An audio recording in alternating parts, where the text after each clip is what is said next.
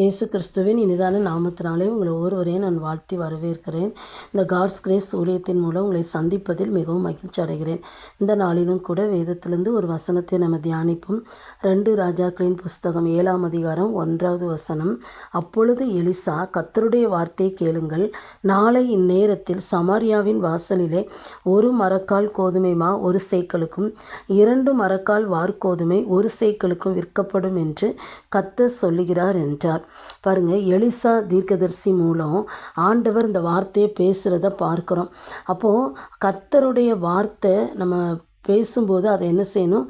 விசுவாசிக்கணும். ஆனால் 2வது வசனத்தை நீங்கள் பார்க்கும்போது, அப்பொழுது ராஜாவுக்கு கைலாகு கொடுக்கிற பிரதானி ஒருவன் தேவனுடைய மனுஷனுக்கு பிரதியுத்தரமாக, இதோ கர்த்தர் வானத்தின் மதகுகளை உண்டாக்கினாலும் இப்படி நடக்குமா என்றான். அதற்கு அவன், உன்னுடைய கண்களினாலே அதை காண்பாய், ஆனாலும் அதிலே சாப்பிட மாட்டாய் என்றான். பாருங்க, தேவனுடைய மனுஷன் மூலம் தேவனுடைய வார்த்தை வெளிவரும்போது அதில் இருந்த ஒரு பிரதானி என்ன பண்ணுறான்? அந்த வாசலில் இருக்கிற அந்த பிரதானி சொல்கிறான், அந்த தேவனுடைய மனுஷனிடத்தில், கர்த்தர் வானத்தின் மதகுகளை திறந்தா கூட இப்படி நடக்குமா? அந்த வார்த்தையை அவன் என்ன செஞ்சான்? சந்தேகத்தோடு சொல்கிறான், அதை விசுவாசிக்கலை. அப்போது அந்த ஆண்டருடைய மனுஷன், தேவ மனுஷன் சொல்கிறாரு, நீ அதை பார்ப்பா, கண்களினாலே பார்ப்பா, ஆனால் சாப்பிட மாட்டான்னு சொல்லி சொல்கிறத பார்க்குறோம். பாருங்கள், அந்த நாட்களில் இந்த வார்த்தை ஆண்டு பேசும்போது அந்த சமரியாவில் கொடிய பஞ்சம் காணப்பட்டுச்சு. ஏன்னா பெனதாத்துங்கிற ராஜா சமரியாவை சுற்றிலும் முற்றுகையிட்டிருக்கிறான். அந்த சமரியாவிலேருந்து உள்ள மக்கள் வெளியே போக முடியல.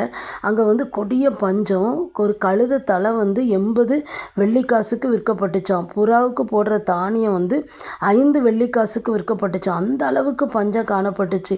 ஒரு ஸ்திரீ ராஜாவை பார்த்து சொல்கிறான், ராஜாவே, இந்த கொடிய பஞ்சத்தினால என் பிள்ளைய இன்னைக்கு நானும் இன்னொரு ஸ்திரீயும் சேர்ந்து நம்ம இன்னைக்கு உன் பிள்ளையை சாப்பிடுவோம், நாளைக்கு என் பிள்ளையை சாப்பிடுவோம்னு சொல்லிட்டு என் பிள்ளையை சாப்பிட்டாச்சு, அடுத்த நாள் அவள் பிள்ளை என்ன செஞ்சிட்டா?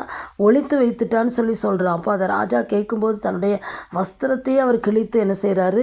கதறதை பார்க்குறோம். அப்போது அந்த அளவுக்கு பஞ்சம், அந்த அளவுக்கு கொடூரமான பஞ்சம் சமரியாவில் என்ன செஞ்சு காணப்பட்டுச்சு. அந்த சூழ்நிலையில் தான் ஆண்டவருடைய வார்த்தை எலிசா மூலம் வருது. அந்த 1 அதிகாரத்தில் இப்படி என்ன செய்யும்? நாளைக்கு காணப்படும் அப்படின்னு சொல்லும்போது, ஏன்னா சூழ்நிலைகள் ஒன்றுமே சாதகமாக இல்லை. ஆனால் கர்த்தருடைய வார்த்தை நாளைக்கு இந்நேரத்தில் இந்த வாசலில் என்ன செய்யும்? சமரியாவின் வாசலில் இப்படி தான் விற்கப்படும் அப்படின்னு சொல்லப்படுது. அப்போ தான் அந்த பிரதானி அதை என்ன செய்யலை? விசுவாசிக்கலை. ஒருவேளை நம்முடைய வாழ்க்கையில் சூழ்நிலைகள் எப்படி இருந்தாலும் கர்த்தர் ஒரு வார்த்தையை நம்ம கூட பேசும்போது நிச்சயமாக அந்த வார்த்தையின்படி நம்ம வாழ்க்கையில் என்ன செய்யும்? நடக்கும். ஆனால் நம்ம அந்த வார்த்தை என்ன செய்யணும்? விசுவாசிக்கணும். இங்கே அந்த பிரதானி விசுவாசிக்கலை. நீங்கள் அதே அதிகாரத்தில் பின்னால் 16, 17 நீங்கள் வாசிக்கும்போது கர்த்தருடைய வார்த்தையின்படியே நடந்துச்சு. ஆனால் அந்த பிரதானி என்ன செஞ்சான்? அந்த ஒளிமுக வாசலில் இருக்கும்போது ஜனங்கள் அவனை நெருக்கி மிதித்து கொன்று போட்டாங்க. அவன் அதை பார்த்தான், ஆனால் என்ன செய்யலை? சாப்பிடலை. அப்போ கர்த்தருடைய வார்த்தையின்படியே அவனுடைய வாழ்க்கையில் என்ன செஞ்சது? நடந்ததை என்ன செய்கிறோம்? பார்க்குறோம். அப்போ ஆண்டுடைய வார்த்தையை நம்ம என்ன செய்யணும்? விசுவாசிக்கணும். அதை சந்தேகப்படக்கூடாது. வேதத்தில் ஒரு வசனம் இருக்குது, நீ விசுவாசித்தால் தேவனுடைய மகிமை காண்பாய்ன்னு சொல்லப்பட்டிருக்கிறது. அப்போ நம்முடைய வாழ்க்கையில் கர்த்தர் பேசினார் அப்படின்னா அதை விசுவாசிக்கும் போது ஆண்டோடைய மகிமையை நம்ம வாழ்க்கையில் நிச்சயமாக என்ன செய்ய முடியும்?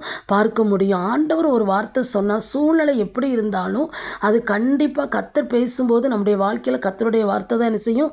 நிறைவேறும். நம்முடைய வாழ்க்கையில் சந்தேகப்படாமல் விசுவாசிக்கும் போது தான் ஆண்டவரிடத்தில் பெற்றுக்கொள்ள முடியும். சந்தேகப்படும் போது நிச்சயமாக அதை நம்ம என்ன செய்ய முடியாது? பெற்றுக்கொள்ளவே முடியாது. அப்படி நம்ம கண்களை மூடி ஜெபம் பண்ணலாமா? எங்களை நேசிக்கிற நல்ல தகப்பனே, இந்த நாளிலும் கூட நீர் எங்களோடு பேசின இந்த வார்த்தைக்காக உமக்கு ஸ்தோத்திரப்பா. ஆண்டவரே, சூழ்நிலைகள் எப்படி இருந்தாலும் ஆண்டவரே, உம்முடைய வார்த்தையை நாங்கள் விசுவாசிக்கிற பிள்ளைகளாக இருந்து உம்முடைய மகிமையை காண தேவன் எங்களுக்கு கிருபை தரும்படியாக நாங்கள் ஜெபிக்கிறதை கேட்கிற பிள்ளைகளுடைய வாழ்க்கையில் ஒருவேளை சூழ்நிலைகள் மத்தியில் உம்முடைய வார்த்தை ஆண்டவரே விசுவாசத்தோடு அவர்கள் ஜெபிக்கட்டப்பா.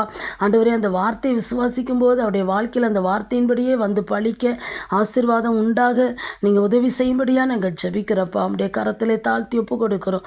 இயேசுவின் நாமத்தை ஜெபிக்கிறோம் நல்ல பிதாவே. ஆமென்.